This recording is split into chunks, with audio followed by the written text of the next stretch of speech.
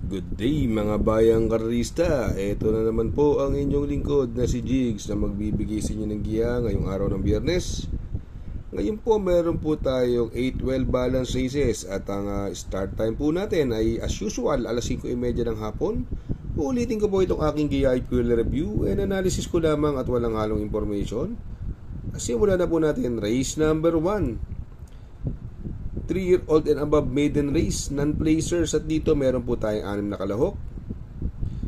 Mukhang nakakalamang. Numero 1, Who Am I? Sa akin ni John Alvin Gusi. Ito, tumakbo kila Valentine Party. Hindi na nabigyan ng importansya. Dahil medyo, sa tingin ko rin, wala rin siyang panalo. Masyadong malakas yung laban. Pero ang preba nito 1.13.2 lamang na lamang ikukumpara mo sa kalaban. Tulad nung cut call na 1.14.8 masyadong malayo po yan. Kung susukatin ang distansya niyan, mga 7-8 kabayo na yan. Kaya dito sa race number 1, sa sarili kong opinion, solohin ko na po yan. Numero 1, isang imported horse, Who Am I? Sa race number 2, another 1200 meter race at dito po meron po tayo 8 kalahok. Ito sa tingin ko maganda tinakbo na karaan nito yung Dagitab. Si Dagitab ay nasigundo. Halos mapahirapan niya yung outstanding favorite na Mishani Treasure. Ang galing ng tinakbo nito. Magaling lang masyado yung nanalo. Tingin ko lamang po ito. May mga bagong kabayo tayo dito ng tatakbo katulad ng numero 1 Dashing Shanghai at Mishani Lethal. Parehas may 1.13 po yan. Pero tingin ko mukhang nalalamangan ako dito kay Dagitab. Si Energetic ganun din, may 1.13. Sa tingin ko iba pa rin ang itatakbo nito. Basta labas mahirapang talunin to. Sa ganda ng tinakbo na karaan nito. Kaya para sa akin itong race number 2, sarili kong opinion po ito kung gusto niyo lang magdagdag, kayo po bahala. Pero para sa akin, sosolohin ko na rin po yan. Numero 4, Dagitab.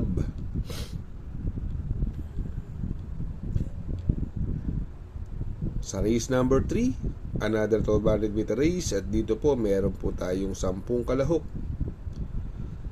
Dito, meron po tayo 10 kalahok. Sa tingin ko, naku, napakahirap na karera nito. Last na ni Imperatus. Kila Sky Warrior medyo wala siyang nakuha ron. May mabilis tayong kabayo dito tulad ng Lucky Gem, Prince Amor, pwedeng magkaroon ng pressure sa unahan. Si Warning Label naman, maganda ang kanyang unang tatakbo sa kanyang barrier, nag 1.11.6. At yung mga nakakalaban niya katulad ng Looming Legend, Love Hunter, no? Looming Legend, Love Hunter, halos pare-parehas, may 1.11. Bannerlo, 1 Gs, halos pare-parehas. At yung It's Sar Baby, no? May 1 Gs din.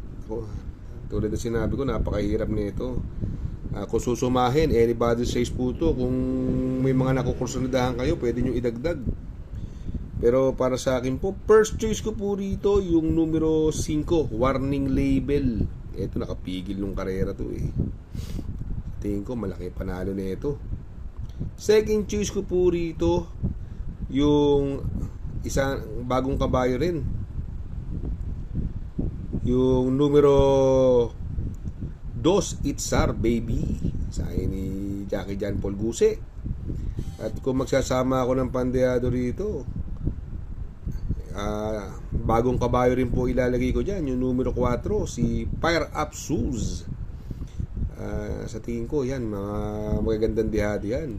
Kaya dito sa race number 3, first choice numero 5, Warning Label. Second choice numero 2, It's Our Baby. At third choice sa pandiado numero 4, Fire Up Zeus.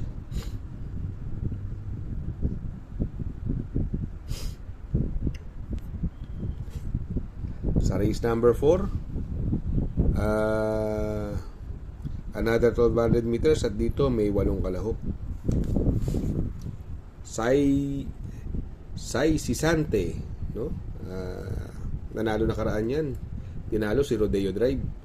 Medyo impresibong panalo. Yung B Smart, dito ako medyo bumilib. Si B Smart po, galing bakasyon, sa mahabang bakasyon, pagtakbo. Although napakagaang naman talaga ng grupo niya, pero halos kalahating karera manalo po yun. Nagprueba ng 1.12. Punto 6. At marami pa. Nakapigil yung Jackie JT Pabilik. Tingin ko pwede makaulit po dito yan.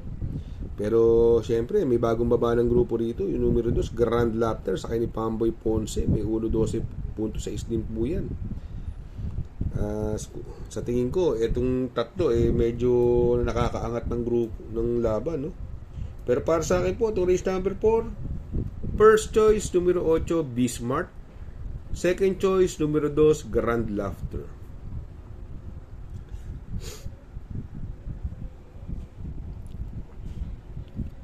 Sa race number 5, another 1200 meter race, at dito may siyam na kalahok. Dito po, first choice ko, numero 5, Iris, coupled with Demon Sudan Pulse. Parehas may panalo yung kabayo. Pwedeng magdala ng unahan si Iris, although andyan yung, ito, napupunto rin to, yung Believe in Me, nakadalawang panalo din po yan, pag nauna, matapang ding mauna yan. Pwede rin isama yan, Pandeado. River South, sakay ni Mark Alvarez, may panalo din po. At yung Spaghetti pababa, kaya lang ito manggagaling sa hulihan para sa akin ito although may pagkalamang yung dalawang 5, pero pwede maka-upset yung bagong babang ng numero 1 River South at yung numero 2 na Believe in Me. Ito ang pwede magdala ng unahan. Pag nakabuto, may panalo po yan. Yan sa race number 5, first choice numero 5, Iris, coupled with Limon Sudan Falls. Second choice numero 1, River South. Third choice na Pandeado, numero 2, Believe in Me. Sa race number 6, dito po meron po tayong 10 kalahok at ang distansya po ay 1200 meters. First choice ko po rito, naku, change jockey na, no? From jockey RC JBP Litro, binigay na po kay Jackie R.A. Base. Alam naman natin magagaling ang mga kabayo ni Sir Brad or Mayor Calixto. Numero 1, Lisca Bianca. Sa tingin ko medyo dyan ako. Yan ang napupusuan ko dyan. Ang magdadala ng unahan dyan yung Sea Rise at yung Red Miss Windfall. Mabibilis po yan. Pero ako second choice ko na rin po dyan yung numero 8 Windfall, Jomel Estorque sakay. Sa tingin ko, yan ang magbibigay ng magandang laban. Kaya dito sa race number 6, first choice, numero 1, Lisca Bianca. Second choice, numero 8, Windfall. Sa race number 7, sa penultimate race, another 1200 meters at dito may 11 kalahok. First choice ko po rito, numero 1, Laika Ferrari, coupled with Alabama Elegance. Ito, tumakbo kila Sky Warrior po yan. Medyo si Laika Ferrari, humabol po kay Sky Warrior yan sa tingin ko yan ang mauuna, although andyan si Circle of Love na matulin din at si Doña Patsy. Si Cara Christie tumating po doon pang 5 sakay ni John Paul Gusi. Kaya itong karerang ito, dalawa lang pipiliin ko. First choice numero 1, Laika Ferrari, coupled with Alabama Elegance. Second choice ko naman po numero G, si Cara Christie. Sa race number 8, sa last and final race, another 1200 meters at dito may 10 kalahok. First choice ko po rito, numero 6, is Freewell. Sakay ni Jackie JT Pabilik, maganda numero, nasa gitna. Mukhang magkakalabas ng maganda, although may pwede magbigay ng presyo yung Liquid Gold, pero tingin ko kaya niya niyan. Second choice ko naman po dito, yung numero 9, Jubilum, sakay ni Charles Reyes. Ito, balita ko dito, mukhang inayaw lang ng karera ito pero segundo po dumating yan si Jubilum. Third choice na Pandeado ko rito, ito wala pang labas to. Numero 1, Heartfelt, sakay ni Jackie JL Lazaro, magandang Pandeado po yan. Judge sa race number 8, first choice numero 6 is Freewell. Second choice numero 9, Jubilum. Third choice sa Pandeado, numero 1, Heartfelt. Mega shoutout kay Boss Jero, and happy birthday po sa Tanyong OTV. Greetings from Sir Orly Tagumpay. Mega shout out. Shout out nga pala kay Sir Pax ng Barkadahan OTV. Located po siya sa 1139 New Antipolo Street, Corner Vargas. Malapit lang po sa Abad Santos, yung bagong ginawang tulay. Very convenient and attentive po ang mga tao. Pwede po kayong mag-EB at party while betting on racing.